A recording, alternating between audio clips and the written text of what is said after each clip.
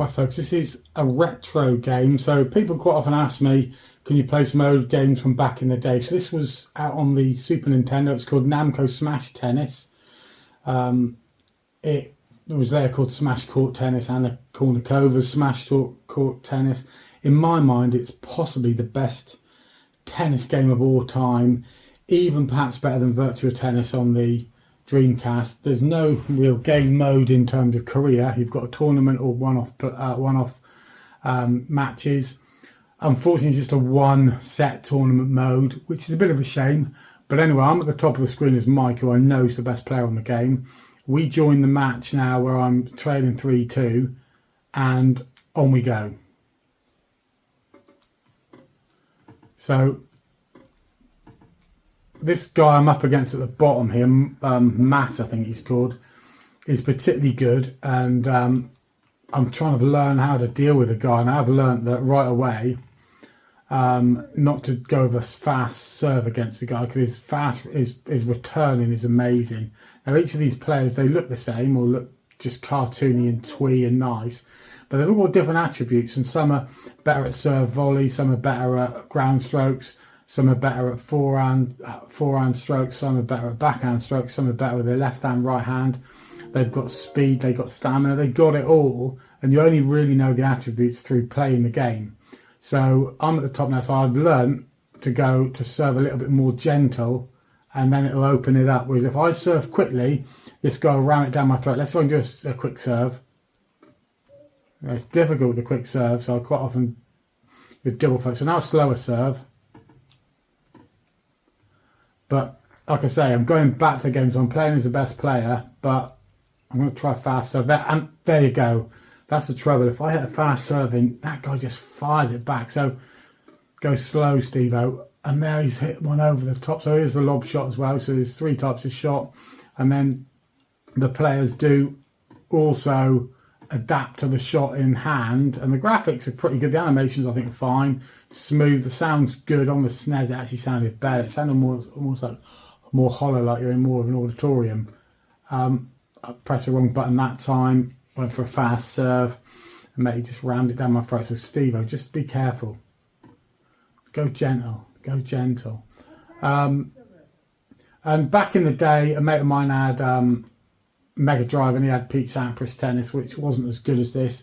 And people do rate Smash Tennis, which I never played very much. But I think when I get into a game, if I really like the game, it's difficult for me to move on. This was one of my staple diets, if you like, on the SNES, along with like Mario Kart and Weapon Lord and Bomberman and things like that. I love the sports games, and the International Superstar Soccer Deluxe, or Hitman and Adjacent. You just squeaked there when that happened. And Sensible Soccer. So I love all the sports games, but the SNES in the day was brilliant. Loading times were quick. It's all cartridge based. And the one thing about back when you used to buy these games back in the day, if you spent 30 quid, 40 quid, or whatever you spent on a game, you got one game. Now everything's so throwaway that you can download something for pence or a couple of quid. And then if you don't like it, you just move it on, you know. So everything's so disposable now, whereas back in the day, you'd really have a go at persevering and trying to master the game. So here, as you can see, this is round 2 of the tournament, by the way, folks. So I'm under a bit of pressure now. I think I've got to try and break matey's serve, because holding my serve against this guy is not easy. Lovely little cross-court shot there. So, as I say, you probably gather I'm the guy at the bottom. I could actually have played this really naff and been the guy at the top, you know, you wouldn't have known. But I'm the guy at the bottom. Just trying to, and I'll go for a power shot in a minute just to put that one away there. So apply a bit more power, a little bit more wrist, but and the ball travels a bit lower, so sometimes it won't clear the net. So it's about judgment.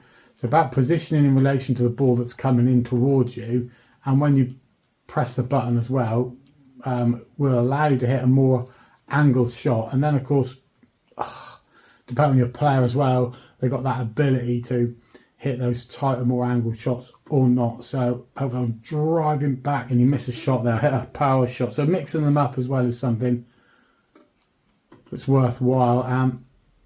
Oh, not a very good shot there.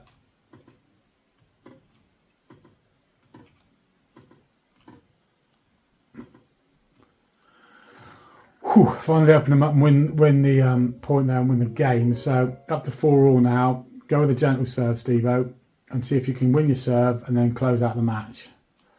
That's what I need to do, really. What a return. So again, the other thing you learn is that some players that you're up against, they're better playing the serve down the middle. Others are get better playing it to the sides, depending on their shot capability. So you do find that you kind of have to learn what each of these players are like. I'm going to slam it down with the last shot. So I'm just basically mixing between two buttons. You haven't got to jump. If the ball is almost in sight, how did that get over? There we go. Come on. If the ball's in range, it will automatically dive, which is nice. I'm going to play it down the middle because else he'll angle it in and I won't be able to get there. Get there, son. Come on. Struggling here. Try and draw him wide and then create an opportunity. Dear, oh dear. No, it hit the net. Really compelling gameplay. I don't think it's ever been beaten, you know, for a tennis game. And this has got 2-player. You've got doubles on there as well.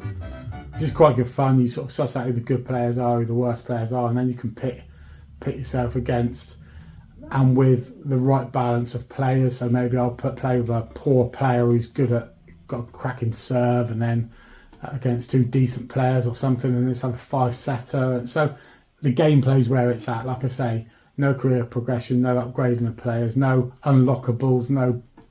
You'd never had ability to buy things back in the day like add-ons and stuff.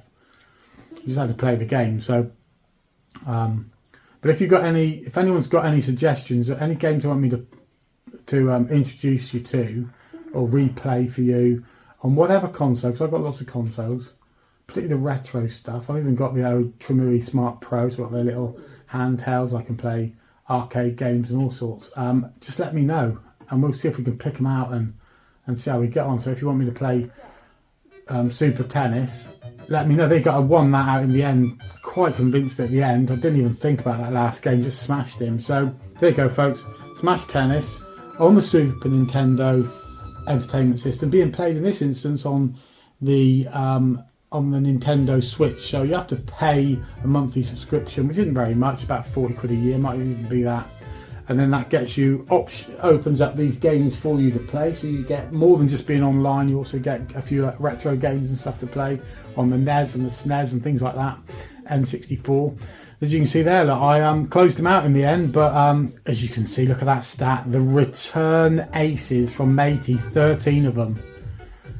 He nearly tripped me over. Catch you guys on the smash. Get that. Flip side.